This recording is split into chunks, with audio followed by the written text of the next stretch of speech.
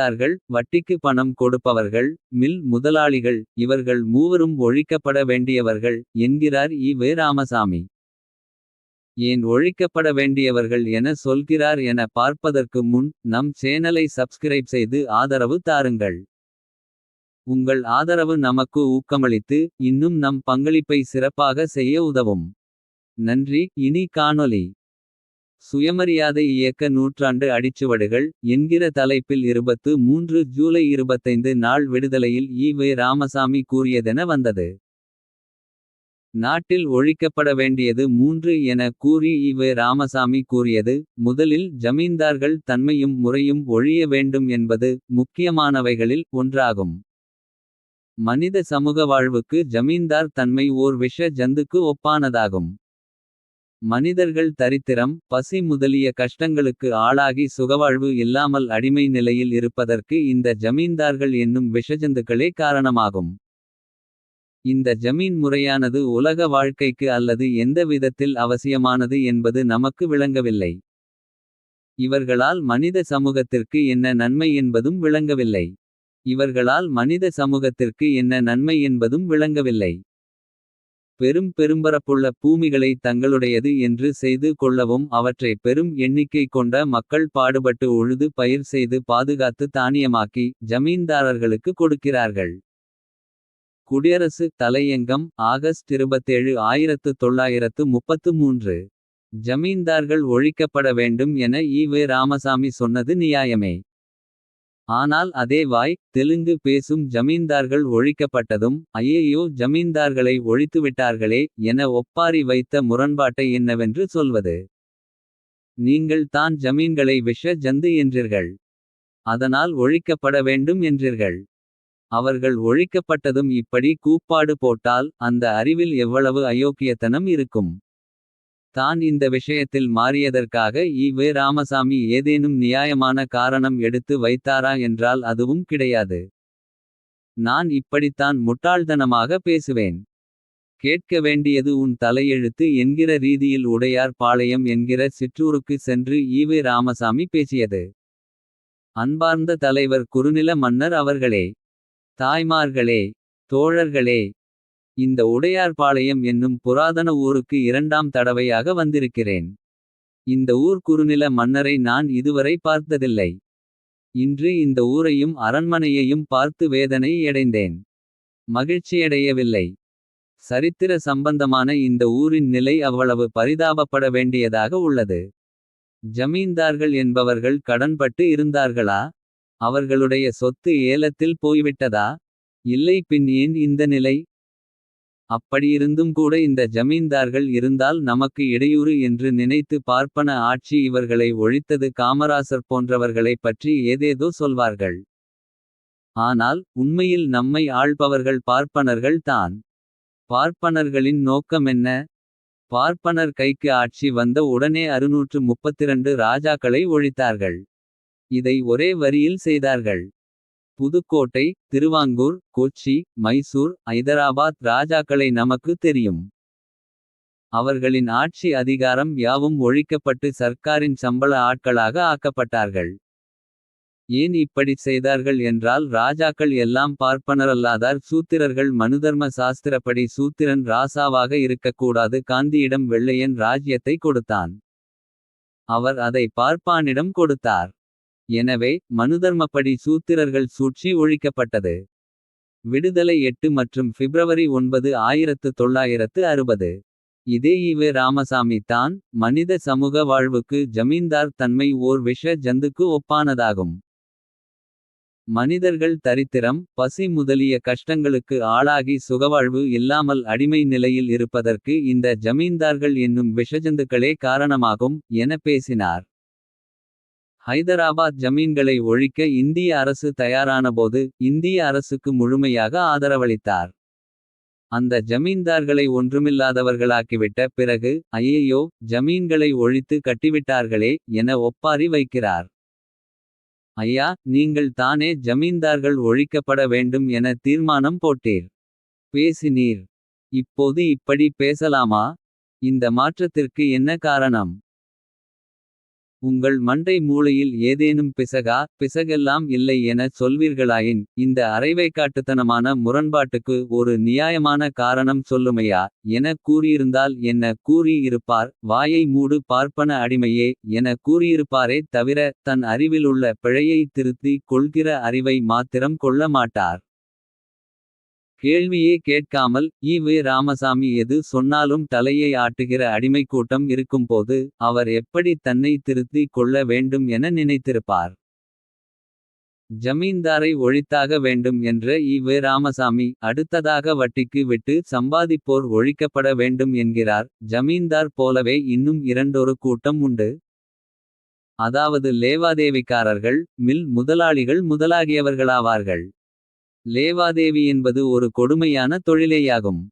அதற்கு வேறு பெயர் சொல்ல வேண்டுமானால் சட்டப்படி கொடுமைப்படுத்தி கொள்ளையடிப்பதேயாகும். ஜமீன் தன்மையின் பயனாய் எப்படி உலக நிலங்கள் எல்லாம் நாளாவட்டத்தில் சிலருக்கே சொந்தமாகிவிடுகின்றதோ. அதே போல் லேவாதேவி என்பதும் உலக செல்வங்களை எல்லாம் சிலருக்கே சொந்தமாக்கும் சூழ்ச்சியேயாகும். இவர்களாலும் உலகத்திற்கு யாதொரு பயனும் கிடையாது. கேடே அதிகமாகும். மற்றும் மில் எந்திரசாலை முதலாளிகள் என்பவர்களும் பாடுபட்டு உழைக்கும் மக்கள் பயனை அனுபவித்துக் கொண்டு பெரும்பான்மை மக்களை என்றும் ஏழைகளாக தாழ்த்தப்பட்டவர்களாக வைத்திருப்பவர்கள். இந்த கூட்டத்தாரும் நாட்டுக்கு அவசியமில்லா தவர்களேயாவார்கள். சரி ஒழிக்கப்பட வேண்டும் என கூறிய ஈ. ராமசாமி. அவர்கள் சமூகத்திலிருந்து நீக்கப்பட ஏதாவது பாடுபட்டாரா என்றால் இல்லை என்பதோடு. அவரே வட்டிக்கு விட்டு பணம் சம்பாதிக்கிற லேவாதேவி வேலையை செய்ய ஆரம்பித்தார் என சொன்னால். வெளியே ஒன்று பேசிவிட்டு உள்ளே ஒன்று செய்யும் அவர் அறிவு செய்த பித்தலாட்டத்தை என்னவென்று சொல்வது. இவரை எப்படி அறிவு நாணயமுள்ளோர் பெரியார் என அழைப்பார்கள். 19 ஜூன் 20 நாள் விடுதலையில். விடுதலை இன் வீர வரலாறு காணொலி நிகழ்வில் ஆசிரியரின் உருக்கமிகு உரை. என்கிற தலைப்பில் வந்த செய்தியில் கி. வீரமணி கூறியதிலிருந்து. ஐயா அவர்கள் இயக்கத்து பணம். தன்னுடைய சொந்தப் பணத்தையெல்லாம் போட்டுப் பெருக்கித்தான். இயக்கத்திற்கு இவ்வளவு பெரிய சொத்தை உண்டாக்கினார் என்பது எல்லோருக்கும் தெரிந்த செய்தி. மில் லில் கூட பணம் போடுவார். வங்கியில் போடும் பணத்திற்கு வட்டி குறைவு. மில்லில் பணம் போட்டால் அந்த மில்காரர்கள் அதிகமான வட்டி கொடுப்பார்கள். கோயம்புத்தூர் மில் முதலாளிகள் எல்லாம் ஐயாவிற்கு வேண்டியவர்கள். அவர்கள் எல்லாம் ஐயாவிடம் வந்து பணம் கேட்பார்கள். ஐயா அவர்களும் பணம் கொடுத்து வட்டியை சரியாக வாங்கி இயக்கத்திற்காக செலவு செய்வார். ஆனால் வட்டிப் பணம் தவறக்கூடாது என்று நினைப்பவர். பணத்தில் அவ்வளவு குறியாக இருந்து சேர்த்தவர். அப்படிப்பட்ட தந்தை பெரியார் அவர்கள் மனம் உடையவில்லை. ஒரு குறிப்பிட்ட மில்லில் 1,00,000 ரூபாய் பணம் கொடுத்திருந்தார். அந்த மில் லிக்குவிடேட் ஆகிவிட்டது. அது ஐயாவை மிகவும் பாதித்தது. ஏனென்றால் அந்த காலத்தில் 1,00,000 ரூபாய் என்பது சாதாரணமானதல்ல. அப்பொழுது தந்தை பெரியார் அவர்களுக்கு உடல் நலம் சரியில்லை. எனக்கு தந்தி கொடுத்திருந்தார்கள் உடனே புறப்பட்டு வரும்படி. ஐயா சொன்னார் 1,00,000 ரூபாய் இப்படி போய்விட்டது. வரும் என்ற நம்பிக்கையில்லை என்றார். ஐயாவிற்கு நாங்கள் எப்படி சமாதானம் சொல்ல முடியும். நாங்கள் அனைவரும் பேசாமல் இருந்தோம். ஒரு 5 நிமிடம் கழித்து நிமிர்ந்து. அவன் எத்தனையோ முறை வட்டி கொடுத்திருக்கிறான். பல ஆண்டுகளாக வட்டி வாங்கியிருக்கிறோம். லட்ச ரூபாய்க்கு மேலேயே பணம் வந்துவிட்டது. பரவாயில்லை என ஈ. ராமசாமி கூறியதாக கி. வீரமணி கூறினார். இங்கே நாம் ஈ. ராமசாமி அதிக வட்டிக்கு ஆசைப்பட்டு பணத்தை கொடுத்து இழந்த ஏமாந்த ஏமாளி கதையை சொல்லி எந்த ஒரு நையாண்டியும் செய்ய விரும்பவில்லை. அதிக வட்டிக்கு ஆசைப்படும் முட்டாள் பாமரனைப் போலவே ஆசைப்பட்டு ஏமாந்து போயுள்ளார். அதற்கு நாம் என்ன செய்ய முடியும். நாம் என்ன சொல்ல வருகிறோம் என்றால் ஈ.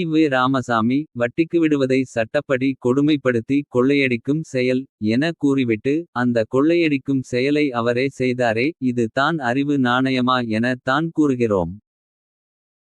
1,00,000 ரூபாய் பணத்தை வட்டிக்கு விட்டு வட்டியாகவே 1,00,000 ரூபாயை ஈ. ராமசாமி கறந்திருக்கிறார் என்றால் ஈ. ராமசாமி சாமானியப்பட்ட லேசுப்பட்ட ஆசாமி இல்லை. பலே ஆசாமி தான் என்பது விளங்குகிறது. ஆனால் அவர் பணத்தை யாருக்கு வட்டிக்கு விட்டார் என பார்த்தால். எந்த மில் முதலாளிகளை தான் ஒழிக்கவும் செய்ய வேண்டும் என மேடையில் பேசினாரோ. அந்த மில் முதலாளிகளுக்கு தான் என அறிய நேர்ந்தால். அவரின் செயல்பாட்டை பச்சை அயோக்கியத்தனம் என தானே சொல்ல முடியும்.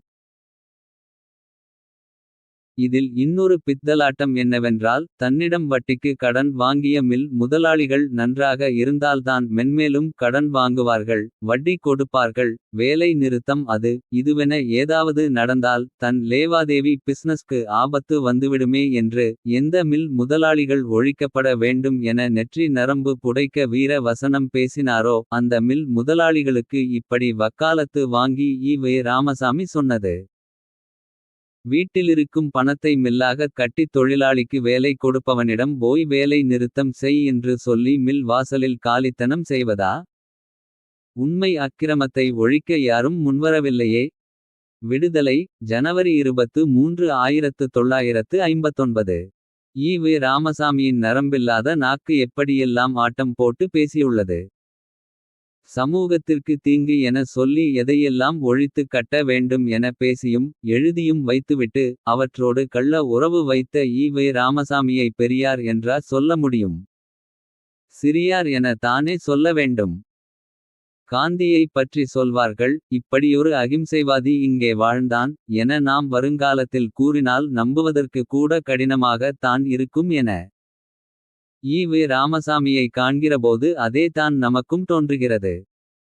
பகுத்தறிவாதி என சொல்லி கொண்டு பகுத்தறிவற்று ஒரு மனிதன் எப்படியெல்லாம் ஜனங்களை ஏமாற்றி உள்ளார். என்பது வருங்காலத்தில் அதிசயமாக நம்ப முடியாததாக தான் தெரியும். மேலும் ஈ.வே. ராமசாமி ஒரு முறை சொன்னது. உண்மைக்கு இன்றைக்கு மதிப்பில்லை என்றாலும் எப்போதாவது ஒரு காலத்தில் உண்மைக்கு உயர்வு கிடைத்தே தீரும். இன்றைக்கு இருப்பது போலவே பெரும்பாலான மக்கள் என்றென்றும் அறிவீனர்களாகவும். முட்டாள்களாகவும் உண்மைக்கு மதிப்பு கொடுக்காமல் இருப்பவர்களாகவும் இருப்பார்கள் என்று கூற முடியுமா. ஆதலால் உண்மை வெளிப்பட்டு அதுதான் அதிக நாள் நீடிக்குமேயன்றி. இன்றைக்குள்ள பொய்யும் புரட்டும் அதற்கு மதிப்பு கொடுக்கும் அறியாமை தன்மையும். துரோகத்தால் நன்றி மறுத்தலால் பிழைக்கும் தன்மையும் தான் நீடிக்குமா. விடுதலை 19 ஜூலை 25. சரியாக தான் சொல்லி இருக்கிறார். இந்த உலகம் இத்தனை துரோகிகளுக்கு மத்தியில். இத்தனை துரோகங்களுக்கு மத்தியில் புன்னகைத்து கொண்டே ஜீவித்திருப்பது. உண்மை வெல்லும். அயோக்கியர்கள் சரியாக தண்டிக்கப்படுவார்கள் என்கிற பலமான நம்பிக்கையில் தான். அண்ணலால் சத்யமேவ ஜெயதே எனவும். தமிழர்களால் வாய்மையே வெல்லும் எனவும் காலங்காலமாக நம் முன்னோர்கள் சொன்ன தத்துவம் தான் இது. ஈ.வே. ராமசாமி புதியதாய் ஒன்றையும் சொல்லிவிடவில்லை. ஆனால் அவரின் அருள்வாக்கு யாருக்கு பொருந்துகிறதோ இல்லையோ. ஈ.வே. ராமசாமிக்கு தான் வெகு கச்சிதமாக பொருந்துகிறது. அதனால் தான் ஈ.வே. ராமசாமி சொன்னதிலிருந்த பொய் பித்தலாட்டத்தை. முட்டாள்தனமான முரண்பாட்டை அவர் இறந்து இத்தனை ஆண்டு காலம் கழித்தும். நம்மால் வெளிக்கொண்டு வரமுடிந்து அவரின் யோக்கியதையை கிழித்தெறிய முடிகிறதே. அது தான் உண்மையின் பலம். யாரெல்லாம் ஒழிக்கப்பட வேண்டும் என சொல்லிவிட்டு. அவர்களுடனேயே கள்ள உறவு வைத்த ஈ.வே. ராமசாமி குறித்த உண்மை வெளியே வந்ததா இல்லையா. எப்போதும் மக்கள் முட்டாள்களாக அறிவீனர்களாக. உண்மைக்கு மதிப்பு கொடுக்காதவர்களாக இருந்து கொண்டே இருப்பார்களா. சிலரை சில காலம் ஏமாற்றலாம். பலரை பல காலம் ஏமாற்றலாம். எப்போதும் எல்லோரையும் ஏமாற்றிவிட முடியாது. என்கிற உலகளாவிய உன்னத தத்துவத்திற்கேற்ப. தற்காலத்தில் ஈ.வே. ராமசாமி அம்பலப்பட்டு வருகிறார் என்பது தான் உண்மை.